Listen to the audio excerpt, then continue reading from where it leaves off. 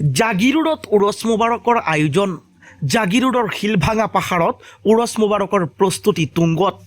মৰিগাঁও জিলাৰ জাগিৰোড স্থিত শিলভাঙাত পবিত্ৰ উৰছ মুবাৰকৰ আয়োজন কৰাৰ কথা সদৰি কৰিছে উদ্যোক্তাসকলে।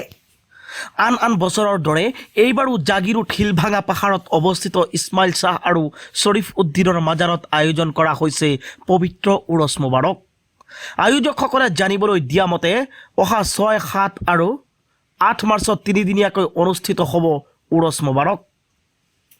আয়োজক সমিতিৰ সম্পাদক আতাবুৰ ৰহমানে পবিত্ৰ ৰমজান মাহৰ প্ৰাক্ষণত অনুষ্ঠিত হ'বলগীয়া উৰছ মেলালৈ সকলো জাকেৰানক আমন্ত্ৰণ জনায় আৰু অনুষ্ঠানটোৰ শৃংখলাবদ্ধ তথা সফলতা কামনা কৰে।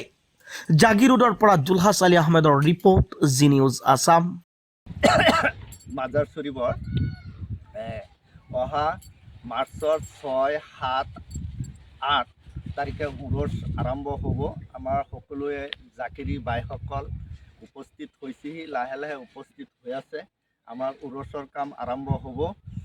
আমি গোটেই অসমৰ আমাৰ জাকাৰী বাই বা মানৱ সকলো ধৰ্মপ্ৰাণ মানুহক আমাৰ এই শিলভাঙা মাজাৰ শ্বৰীফত উৰছ মুবাৰক আখিৰি দোৱাত চামিল থাকিবলৈ আমি অনুৰোধ জনাইছোঁ।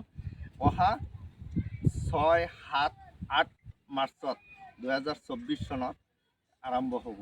আপোনালোক য'তেই সকলোৱে এই খবৰটো সকলো তাত আমাৰ জাকাৰীয়া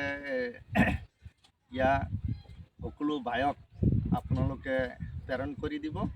আমাৰ কাম চলি আছে তীব্ৰ গতিত। কাম সম্পূৰ্ণ হ'লেই আৰু সকলো আপোনালোক ইয়াত উপস্থিত থাকিবলৈ অনুৰোধ জনাইছোঁ। বাৰটো কি বাৰ পৰিল?